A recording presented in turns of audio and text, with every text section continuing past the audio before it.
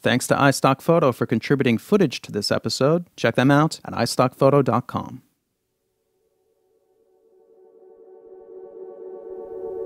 The genes in our bodies can be traced back over 3.5 billion years to a single organism, Luca, the last universal common ancestor. As Luca reproduced, its genes copied and copied and copied and copied. Sometimes with mistakes, they transformed. Over time, this produced every one of the billions of species of life on Earth. Some of these adopted sexual reproduction, combining the genes of individuals, and altogether, the best adapted life forms prospered.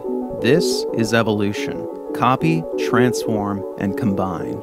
And culture evolves in a similar way, but the elements aren't genes, they're memes, ideas, behaviors, skills. Memes are copied, transformed, and combined. And the dominant ideas of our time are the memes that spread the most. This is social evolution. Copy, transform, and combine. It's who we are, it's how we live, and of course, it's how we create. Our new ideas evolve from the old ones. But our system of law doesn't acknowledge the derivative nature of creativity. Instead, ideas are regarded as property, as unique and original lots with distinct boundaries. But ideas aren't so tidy. They're layered, they're interwoven, they're tangled. And when the system conflicts with the reality, the system starts to fail.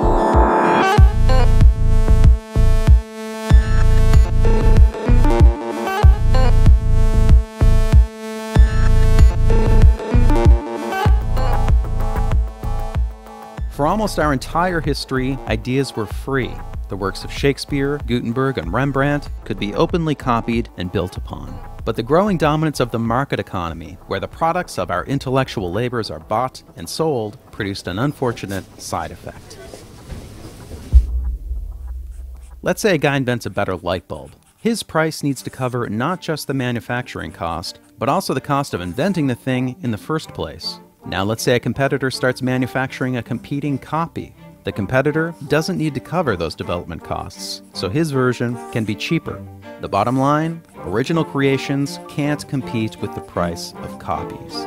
In the United States, the introduction of copyrights and patents was intended to address this imbalance. Copyrights covered media, patents covered inventions. Both aim to encourage the creation and proliferation of new ideas by providing a brief and limited period of exclusivity, a period where no one else could copy your work. This gave creators a window in which to cover their investment and earn a profit. After that, their work entered the public domain, where it could spread far and wide and be freely built upon. And it was this that was the goal, a robust public domain, an affordable body of ideas, products, arts, and entertainment available to all. The core belief was in the common good, what would benefit everyone. But over time, the influence of the market transformed this principle beyond recognition. Influential thinkers proposed that ideas are a form of property, and this conviction would eventually yield a new term, intellectual property. This was a meme that would multiply wildly, thanks in part to a quirk of human psychology known as loss aversion. Simply put, we hate losing what we've got. People tend to place a much higher value on losses than on gains, so the gains we get from copying the work of others don't make a big impression. But when it's our ideas being copied, we perceive this as a loss and we get territorial. For instance, Disney made extensive use of the public domain. Stories like Snow White, Pinocchio, and Alice in Wonderland were all taken from the public domain. But when it came time for the copyright of Disney's early films to expire, they lobbied to have the term of copyright extended. Artist Shepard Fairey has frequently used existing art in his work. This practice came to a head when he was sued by the Associated Press for basing his famous Obama Hope poster on their photo. Nonetheless, when it was his imagery used in a piece by Baxter Orr, Fairey threatened to sue. And lastly, Steve Jobs was sometimes boastful about Apple's history of copying. We have, always been shameless about stealing great ideas. But he harbored deep grudges against those who dared to copy Apple. I'm going to destroy Android because it's a stolen product. I'm willing to go thermonuclear war on this. When we copy, we justify it. When others copy, we vilify it. Most of us have no problem with copying, as long as we're the ones doing it.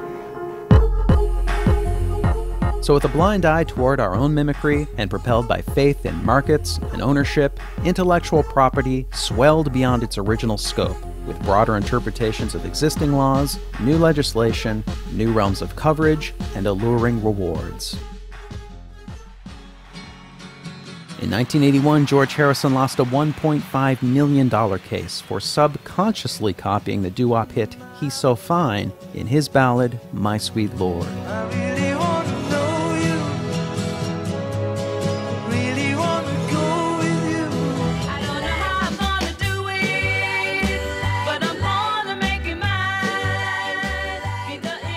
Prior to this, plenty of songs sounded much more like other songs without ending up in court. Ray Charles created the prototype for soul music when he based I Got a Woman on the gospel song It Must Be Jesus. There's a man be Jesus, going around be Jesus, taking names be Jesus, oh Lord.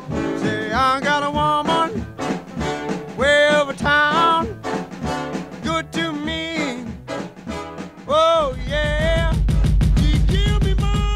Starting in the late 90s, a series of new copyright laws and regulations began to be introduced, and many more are in the works. The most ambitious in scope are trade agreements. Because these are treaties and not laws, they can be negotiated in secret, with no public input and no congressional approval. In 2011, ACTA was signed by President Obama, and the Trans-Pacific Partnership Agreement, currently being written in secret, aims to spread even stronger US-style protections around the world. Of course, when the United States itself was a developing economy, it refused to sign treaties and had no protection for foreign creators. Charles Dickens famously complained about America's bustling book piracy market, calling it a horrible thing that scoundrel booksellers should grow rich. Patent coverage made the leap from physical inventions to virtual ones, most notably software. But this is not a natural transition. A patent is a blueprint for how to make an invention. Software patents are more like a loose description of what something would be like if it actually was invented. And software patents are written in the broadest possible language to get the broadest possible protection. The vagueness of these terms can sometimes reach absurd levels. For example, information manufacturing machine, which covers anything computer-like, or material object, which covers pretty much anything. The fuzziness of software patents boundaries has turned the smartphone industry into one giant turf war. 62% of all patent lawsuits are now over software. The estimated wealth lost is $500 billion.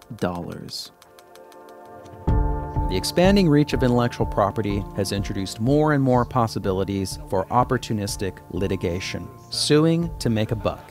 Two new species evolved whose entire business model is lawsuits: sample trolls and patent trolls. These are corporations that don't actually produce anything. They acquire a library of intellectual property rights, then litigate to earn profits. And because legal defense is hundreds of thousands of dollars in copyright cases and millions in patents, their targets are usually highly motivated to settle out of court. The most famous sample troll is Bridgeport Music, which has filed hundreds of lawsuits. In 2005, they scored an influential court decision over this 2-second sample. That's it. And not only was the sample short, it was virtually unrecognizable.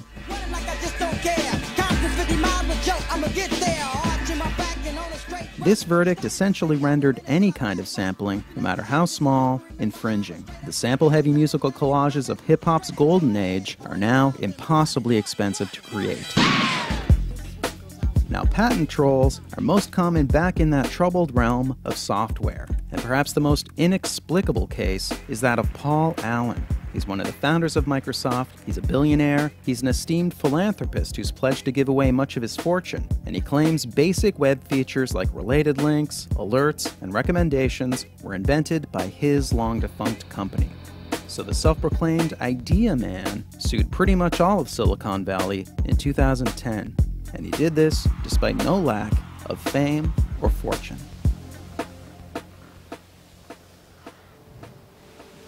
So to recap, the full picture looks like this. We believe that ideas are property, and we're excessively territorial when we feel that property belongs to us.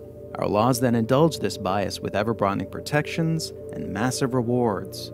Meanwhile, huge legal fees encourage defendants to pay up and settle out of court.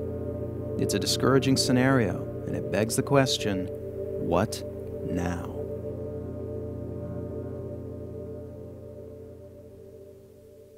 The belief in intellectual property has grown so dominant, it's pushed the original intent of copyrights and patents out of the public consciousness. But that original purpose is still right there in plain sight. The Copyright Act of 1790 is entitled An Act for the Encouragement of Learning.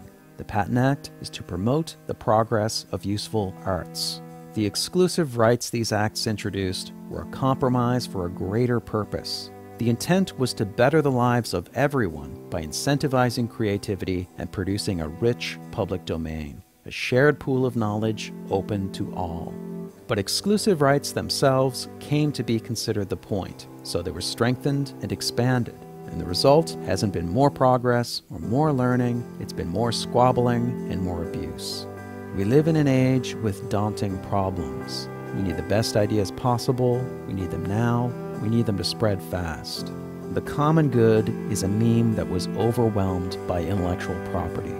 It needs to spread again. If the meme prospers, our laws, our norms, our society, they all transform. That's social evolution, and it's not up to governments, or corporations, or lawyers. It's up to us.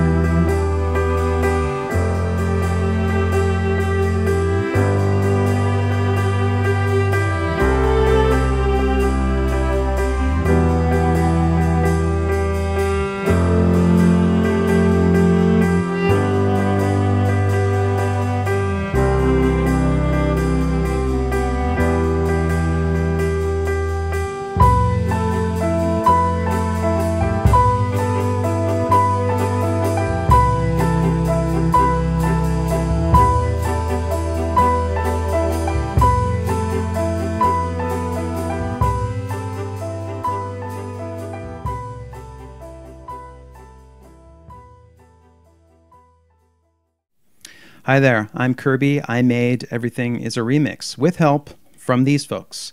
Two people in particular contributed a lot of time. I'd like to thank them real quick by name. Louis Wesolowski did about 15 pieces of motion graphics work for me.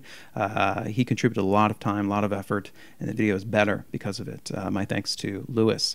Thanks also to Juan Behrens, who did the memes animation, which took a lot of work. My thanks to Juan for his patience on that. I'd like to thank also iStock Photo for their support.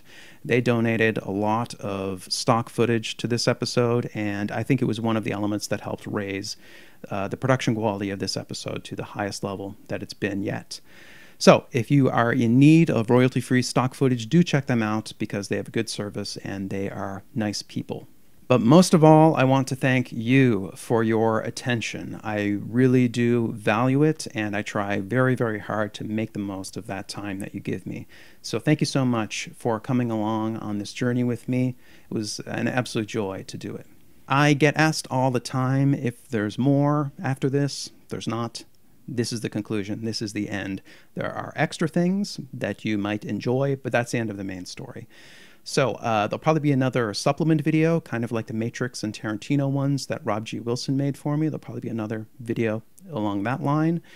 I also have a talk coming up that will sort of use the same material, but sort of reframe it, streamline, and kind of upgrade the argument, and I think it should be really good.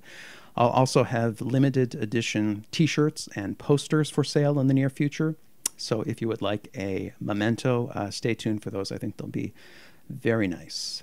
And lastly, I have a new project coming up that I am seriously excited about it. And if you are patient, hint, hint, you can probably find out more about that. My thanks, my sincere, heartfelt thanks for watching. It was really a pleasure. Thank you. Okay. Take care, and I'll see you next time with a whole new thing. All right. Take care. Bye-bye.